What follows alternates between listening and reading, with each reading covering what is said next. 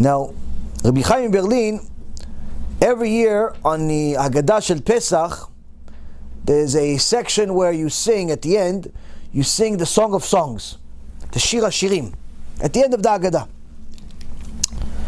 And there are two parts where the Song of Songs gets to a verse in Song of Songs where it says, Inach yafa enayich yonim, that the in chapter 1, verse number 15, and it's also in chapter 4, verse number 1. It's mentioned twice in Shir HaShirim, in Song of Songs, where it says, I forgive you, my friend, for you are lovely indeed and lovely in resolve. The righteous among you are loyal as a dove. So every time the Rav Chaim Berlin would get to this section, that you are as loyal as a dove, he would start crying hysterical. Every year. Rest of the song he would have full kavanayin and so on, but these specific words, he would start crying like a baby. And his Talmidim over the years always tried to hint why this section every year, these few words that you're as loyal as doves, you cry about. Now, why not the other one? Why not this one? Why, why these few words? Every year it's the same thing. And it's crying. So after years of doing this, he told them, okay, I'm going to tell you now. He says, when I was in Russia, in Moscow, we're forbidden to teach Torah, forbidden to do circumcision, and because they knew I was a rabbi, they'd always look for me. The KGB, all these Reshaim, will constantly look for me to catch me teaching somebody or doing a circumcision. They kill me. So I had to be very, very careful with everything. But one day, I'm in my house, and now in Russia, and somebody knocked on the door, it's not good news. I look through the door, Hashem Yishmor V'Yatzil, sergeant, all types of things on his shoulders. This guy, scary as can be. I said, Hashem Yishmor, what can you do? Not going to answer, he knows you're home. I answer the door, he says, you Rabbi Chaim Berlin? No. Yeah, you Chaim. Yeah, okay. Here, listen. Tomorrow, you're going to come to my house. This is the address. You're going to give circumcision to my son. Circumcision? No, I don't do Brit Milah. No, I don't even know how to. What do you? No. He thinks it's a trap. That's what they do. No, circumcision. I'm just an old man. I'm just learning a little Torah by myself. I don't even know how. He goes, listen to me, Rabbi. You're coming to my house. I know who you are. You're coming to my house. I'm a Jew, and you're going to come to my house and do a circumcision for my son. And he leaves. No questions asked. Now, Rabbi Chaim Berlin, he still doesn't know if it's a trap or not. The guy looks like Amalek. He doesn't look like a Jew. He's a general in a Russian army. What's Jewish about him? So the next day, he says, okay. He says it's the 8th day, you have to come. Now, it could be a trap. So what I'm going to hide the tools for the circumcision. I'm going to hide them in my carriage. So that way, as soon as I come out, I'm going to check if it's a trap. Tell me who you are. I said, nothing, I'm just here visiting. I'm looking for some friends. So why are you at the general's house? No, mistake. I was looking for somebody else, and he already wrote himself a note of a different address. Just in case they ask him questions, he's going to give, no, I'm looking for this address. I thought this is it. That's somebody else, different street, and so on. He's already prepared. So he gets to the place, knocks on the door, and some woman answers. Some maid answers. Huh? You're Rabbi Chaim? No, why? Okay, the boy's in here. You do the circumcision. No, sir, me no circumcision. No, come on, Rabbi, come on, let's go. He doesn't know, it could be still a trap. Okay, no, yalla, let's go inside. He goes inside, sees a fancy house, pictures of the general, pictures, this, that, wow, could be his last pictures he ever sees. But then as he sees in the end of the room is a cute little baby. He says, Rabbi, I'm Jewish too. She looks like Amalek also. She doesn't look Jewish. No one's allowed to look Jewish. He says, listen, Rabbi, the general hired me because I'm a Jew also, and I told him he could trust me, that if the Russians walk in on us, we're going to say I did it. So they send me to Siberia, not you. So you have to do the circumcision. He said, okay, I have to get a sandak. A sandak to hold the baby. You're not allowed to have a woman as a sandak. Where are you going to find a sandak in Russia? Okay, I'm going to go look in the street. And you're going to go ask people if they're Jewish. It's the worst question you could possibly ask them. He says, I have to. I go outside. He goes outside. He goes outside and looks for people. Can't tell. He sees some beggar walking. He goes up to him and goes, you're Jewish? And that was like almost like a threatening question back then. But as you would have it, B'siyad Dishmaya, the beggar says, yeah, I'm Jewish. He goes, okay, you want to be a sandak? No. I don't want to be a sandak. No, but it's a big mitzvah. He goes, big mitzvah, small mitzvah. I gotta get some money. Listen, how much money do you make per day? What is his money? I gotta go, Rabbi, I gotta go. No sandak, no nothing. No, how much money do you get what do you get for an hour? He goes, listen, throughout the day, I collect the whole day to get 1 ruble. He goes, how about this? You come be a sandak, I'll give you a ruble. It's gonna take you 20 minutes. Huh? Why don't you tell me he's Jewish? Okay, come on, let's go. All of a sudden he wants to be a sandak. Now Rabbi Chaim Berlin also brought a doctor with him, but this doctor said, I'm going to hide inside the carriage until you have everything ready so I can stay around after you leave to make sure the baby's okay. Because you can't have the rabbi stay there because the doctor also looks like a Russian. He doesn't look Jewish, but he's willing to be there because the rabbi can't stay. So they do the circumcision really quickly, and as the rabbi gets to the blessing, and it gets to the name, and the name of the baby will be, and he's asking the maid. She says, I don't know, Rabbi, they didn't tell me the name. So Rabbi Chaim Berlin says, Avraham. You gave him a name. He's going to be Avraham. Avraham Avinu, Brit Milah. They do the Brit Milah, Ishtabach Shimo, and the rabbi leaves. So next day he gets in touch with the doctor that's overseeing the whole thing to make sure the baby's okay. And he says, yeah, the baby's okay. He said, listen, please tell the Baal Habayit, the general, to get in touch with me. I'm interested to find out what's going on here. Obviously, it's not a trap. Everything went okay. But I want to know why this Amalek-looking Jew wants to have a Brit Milah for his kid and put everybody's life at risk, including his own. If the head communist over there finds out that one of his generals is a Jew and had a Brit Milah for his kid, he's going to kill him and the kid. So why is he putting everybody's life at risk? For what? He's not keeping Shabbat, he's not keeping Kashrut, he's not keeping anything. A couple of days later, the general shows up at Rabbi Chaim Berlin's house. He sees him, big guy. It's my friend. But now he doesn't have all the uniform on. Looks like a regular guy.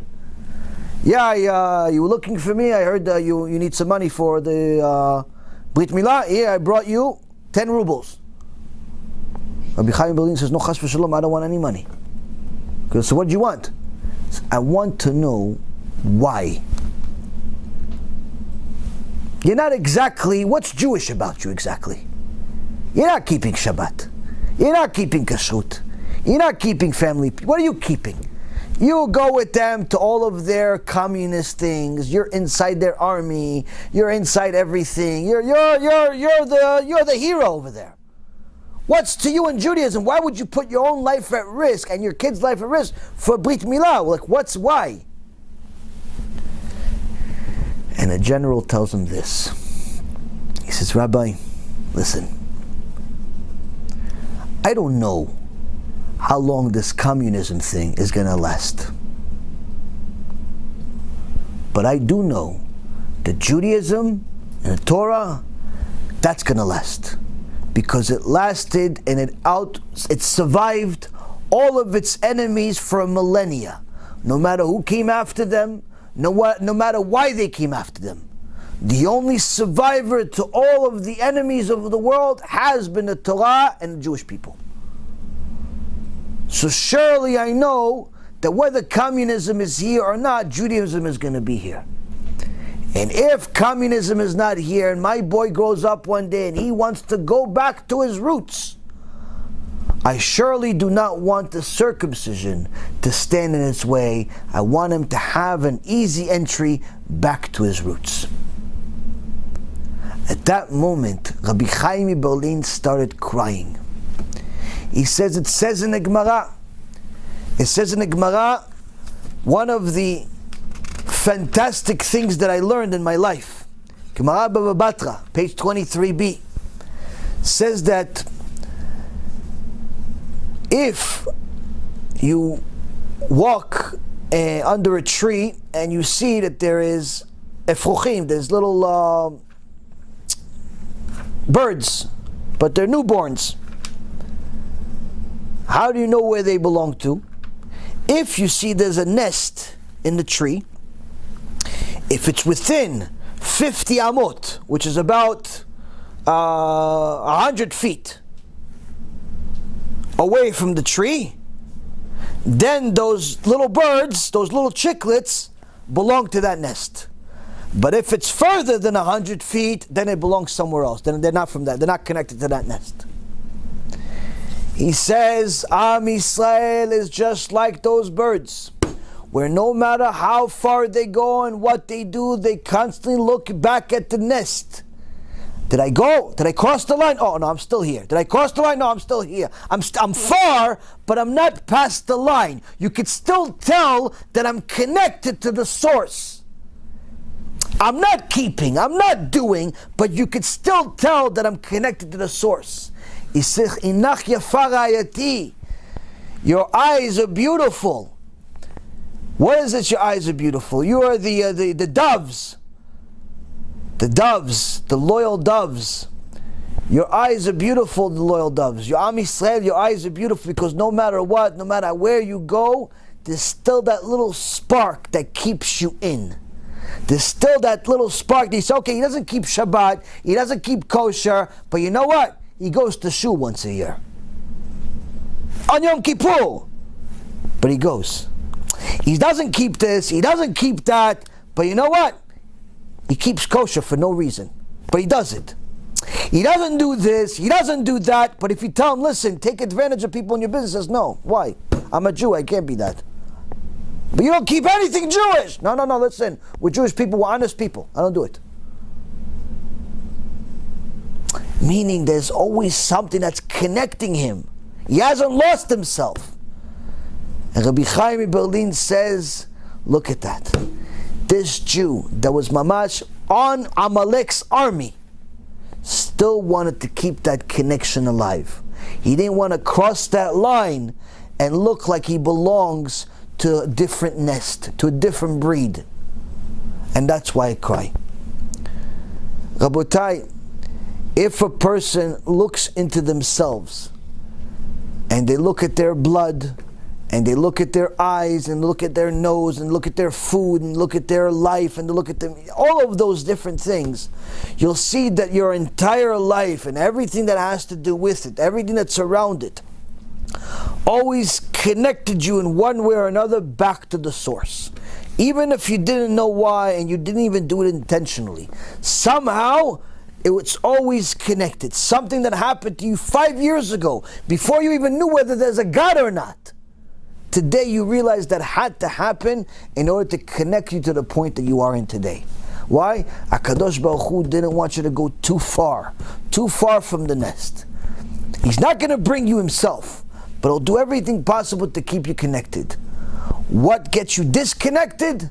When you intentionally do things that are against him. When you know it's against him and you do it anyway. When you know you're not allowed to drive on Shabbat, you still drive on Shabbat. That's Isur Karet. And Isur Karet, Rabotai Karim, is when a person literally cuts themselves, cuts their neshama from the source. But you see the people still walking. What is that like? That's like sometimes you turn off the switch of some type of electronic equipment, but the LED light doesn't go off right away. It stays on for an extra few seconds. That's a neshama that made sins of karet. It's still on, but in reality it's off. So how come it's on? There's still a little bit of remaining spark in there. Still a little bit of remaining spark in there before it all goes out. Let's not force Hashem to let the rest of it come out. Let's not go too far away from the nest.